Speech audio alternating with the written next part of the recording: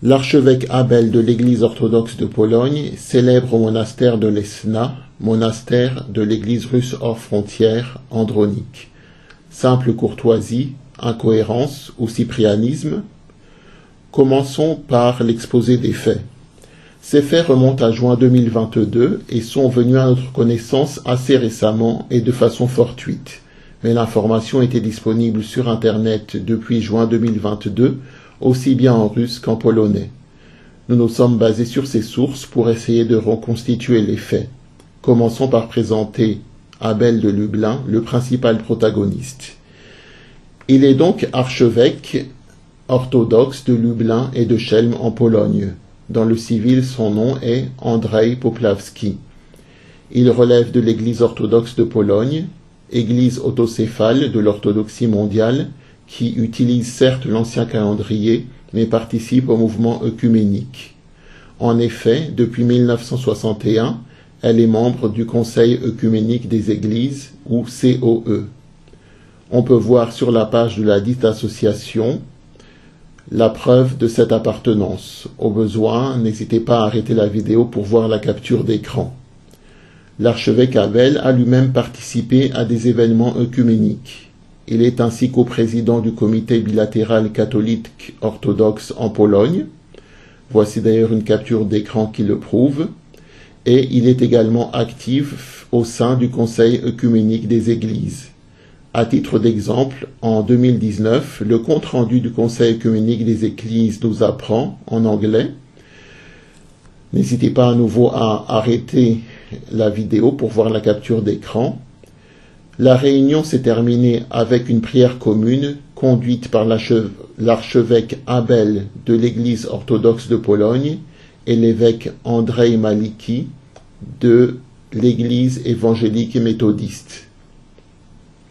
Mais en tant qu'archevêque de Lublin, Abel de Lublin est aussi responsable d'une région où se trouvait à l'origine l'icône dite de Lesna. L'icône originelle se trouve à présent en France, au monastère dit de Lesna, situé à Provemont, en Normandie. Le dit monastère dépend actuellement de l'Église des vrais chrétiens orthodoxes de Serbie, sous la présidence de Monseigneur Aka, qui est en communion avec une des nombreuses branches de l'Église orthodoxe russe hors frontières, à savoir dans ce cas précis, le ORHF Andronique. En 2022, en guise de don au diocèse orthodoxe polonais, un donateur originaire d'Ukraine a financé la réalisation d'une copie de l'icône de Lesna. La copie a été réalisée en Grèce et il l'a offerte au diocèse orthodoxe polonais. Muni de cette copie, une délégation polonaise composée de l'archevêque Abel et de quelques accompagnateurs s'est donc rendue en France. Dans l'église du monastère de Lesna, l'archevêque Abel a procédé à la consécration de l'icône, à savoir la copie de l'icône, et avec la délégation a également chanté un acatiste. Tout cela a pris place dans l'église du monastère.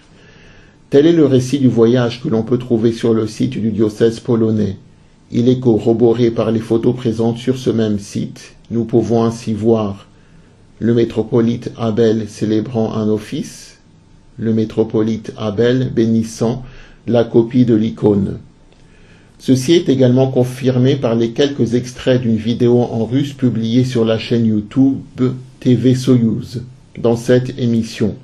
En voici un extrait d'environ 2 minutes maximum en russe que vous pouvez regarder avec nous. Приняли решение, чтобы приобрести верный список Лесненской иконы Божьей Матери. Мастерские высшего уровня в Салониках и в окрестности приготовили эту икону благодаря богожелательству раба Божия Михаила с Подольской земли возле Житомира. Приобрели мы камень, который необходим был для этого, чтобы создать верную копию этой иконы. Когда икона была готова к освящению, делегация Люблинско-Холмской епархии направилась во Францию. Здесь, в местности Шевенкур-Провимон, с середины прошлого века и обосновалась историческая община Леснинской обители, сохранившая в качестве главной святыни чудотворный образ Божией Матери из Лесны. Освящение точной копии образа состоялось у оригинала.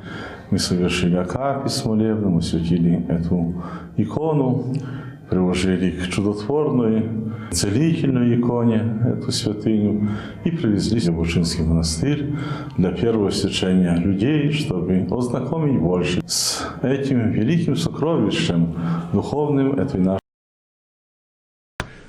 Nous avons donc pu reconnaître l'église du monastère de l'Esna et à l'intérieur, dans la nef et non dans le sanctuaire, l'archevêque Abel et sa petite délégation.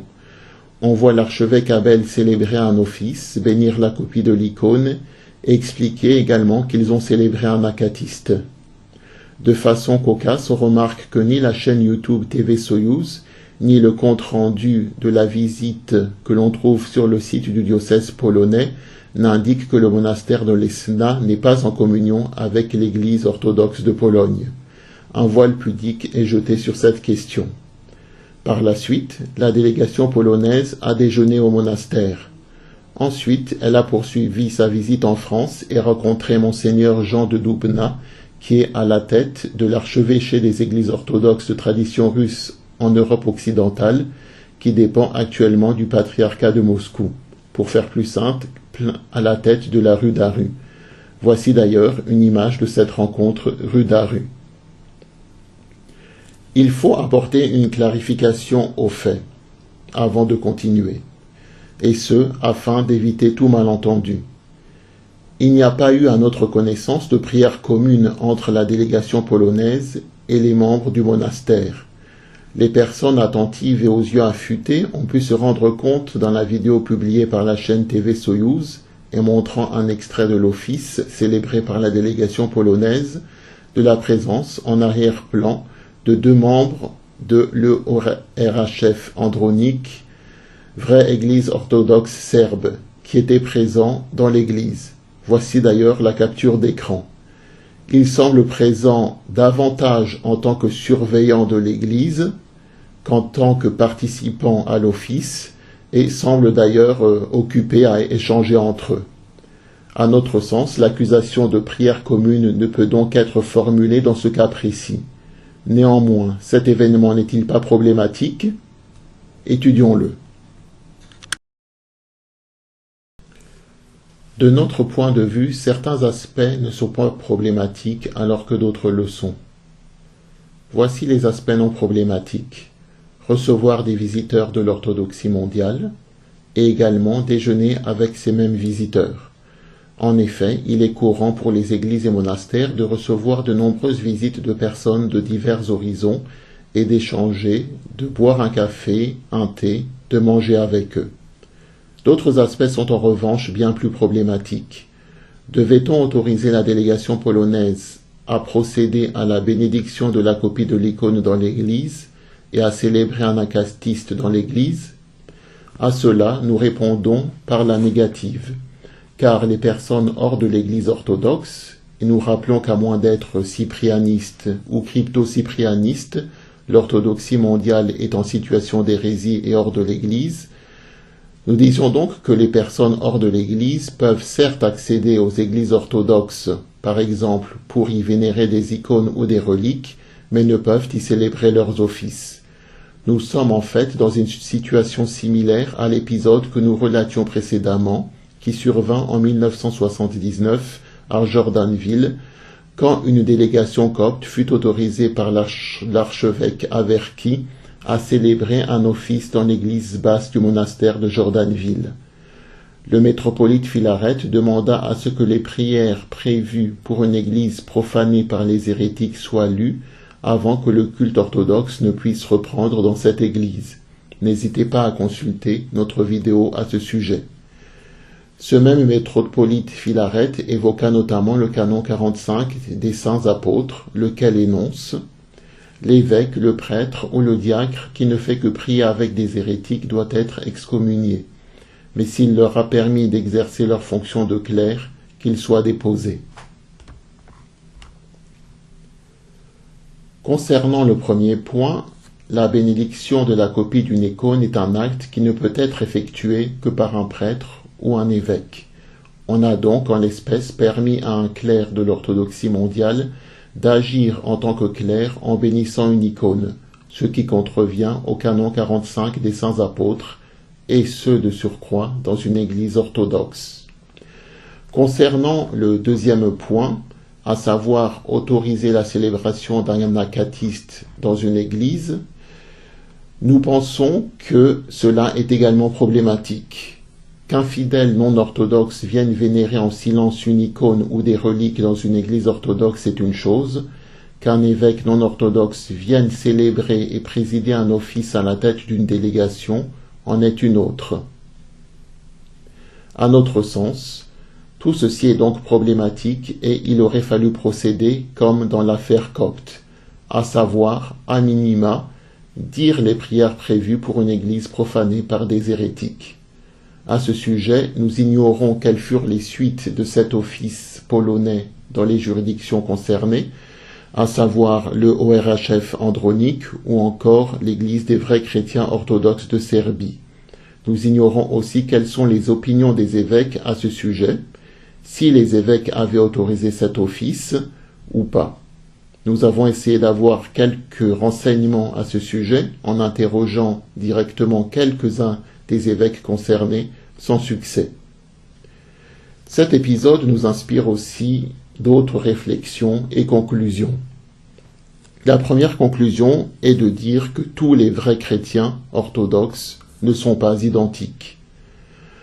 Une des erreurs les plus répandues consiste à affirmer que les VCO ont tous les mêmes positions, les mêmes opinions, et ne sont divisés que sur des questions mineures, souvent des conflits de personnes, voire de personnalités. Ceci est faux, et cette affaire nous indique tout le contraire. Un tel événement est peu susceptible de se produire dans d'autres juridictions de vrais chrétiens orthodoxes. Nous pensons en particulier aux vieux calendéristes grecs mathéistes, à d'autres vieux calendéristes grecs, notamment ceux présidés par Macaire d'Athènes. En France, c'est ce que nous appelons communément le boulevard Sébastopol ou la fraternité Saint-Grégoire-Palamas, ou même dans d'autres juridictions traditionnalistes russes. Nous pensons aux Tikhonites, à la ROAC de Souzdal ou même d'autres branches de l'EORHF. Pour avoir évoqué cet épisode en privé avec des membres de ces juridictions, je puis vous indiquer qu'il porte également un regard très critique, et c'est vraiment un euphémisme, sur cet épisode polonais.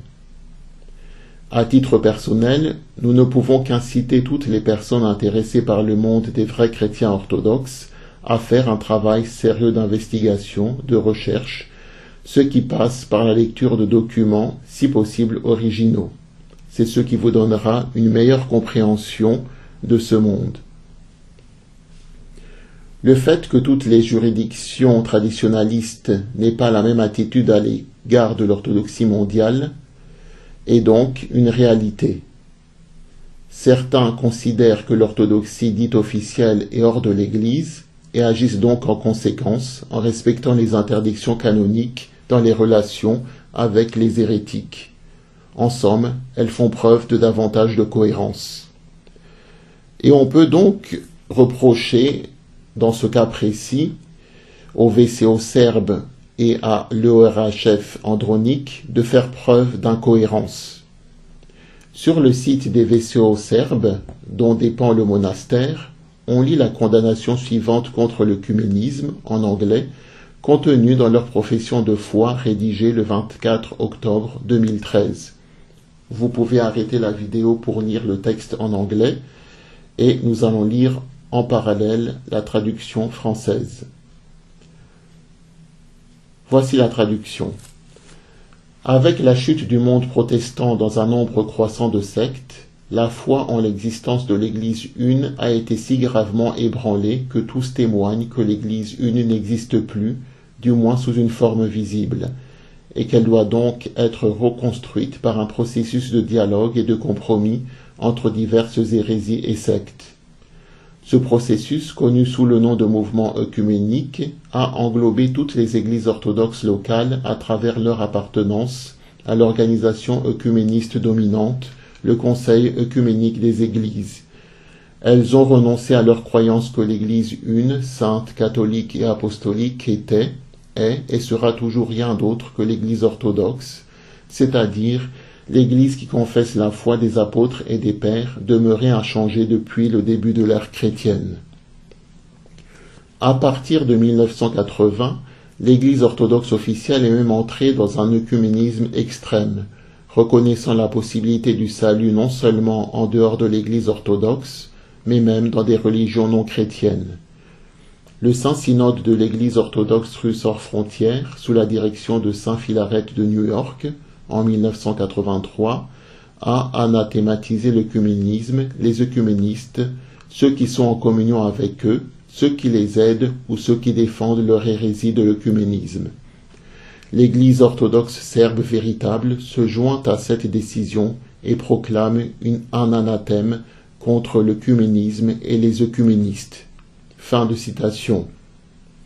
Je répète, le texte dit explicitement « La vraie Église orthodoxe de Serbie déclare anathème, à savoir hors de l'Église, l'œcuménisme et les œcuménistes. » Comment donc peut-on autoriser une personne sous anathème à célébrer un office dans une Église orthodoxe? Ceci n'est pas cohérent. Qui verra-t-on ensuite? Le métropolite Elpidophore du patriarcat de Constantinople aux États-Unis, le patriarche Bartholomé, un évêque du patriarcat de Moscou. Toutes ces personnes sont en communion avec cet évêque polonais. La dernière conclusion porte sur la notion de cyprianisme, semi-cyprianisme et crypto-cyprianisme. Une étude approfondie demanderait plus de temps, des articles plus longs, des vidéos plus longues. Nous serons donc vraiment succincts pour ne pas allonger la présente vidéo et nous comprenons parfaitement que vous puissiez nous reprocher de ne pas fournir suffisamment de détails sur la question. Nous espérons pouvoir les développer un jour ultérieurement. Au sens premier, le cyprianisme était une doctrine inventée par le métropolite grec Cyprien de Philie. Il affirmait que, dans le contexte de l'œcuménisme et du nouveau calendrier, l'Église orthodoxe comportait des membres saints et des membres malades. Les premiers membres saints étaient les églises vrais chrétiens orthodoxes, et les seconds étaient les églises orthodoxes dites officielles. Cependant, toutes ces structures, selon le métropolite Cyprien de Philie, demeuraient membres de l'Église du Christ, jusqu'à ce qu'un concile composé des évêques de toutes ces structures condamne formellement l'œcuménisme. En 2014, par la dissolution du synode en résistance, qui professait cette doctrine cyprianiste et son absorption au sein du synode de canonique d'Athènes, le cyprianisme a officiellement disparu. Toutefois, il s'est en réalité dissimulé en ce que nous avons appelé dès 2014, même cyprianisme déguisé, cryptocyprianisme ou semi-cyprianisme. Il s'agit là des attitudes, déclarations, écrits qui laissent à penser de façon explicite ou implicite que l'orthodoxie mondiale appartient encore à l'Église du Christ et ou dispose réellement de mystères, ce qui revient à dire la même chose car les mystères sont le monopole de l'Église.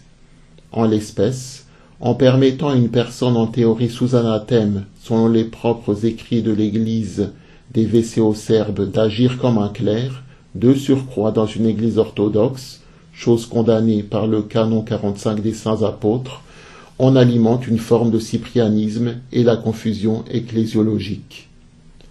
À titre personnel, nous estimons depuis de nombreuses années que cette communion d'églises, à savoir le ORHF andronique et l'église des VCO serbes, adhèrent à une forme de cyprianisme, même si elle-même le démente. Cet épisode ne fait que renforcer cette conviction. Nous espérons pouvoir évoquer cela de façon bien plus détaillée dans une étude complète sur le cyprianisme, mais cela dépasse le cadre de cette vidéo. N'hésitez pas à vous abonner, à activer la cloche, à cliquer sur le pouce vers le haut ou même vers le bas, à commenter la vidéo et à la communiquer à des personnes qui pourraient être intéressées par elle. Nous espérons vous voir très bientôt. Le prochain thème abordé sera probablement celui du mariage mixte dans l'Église de Russie. Au revoir.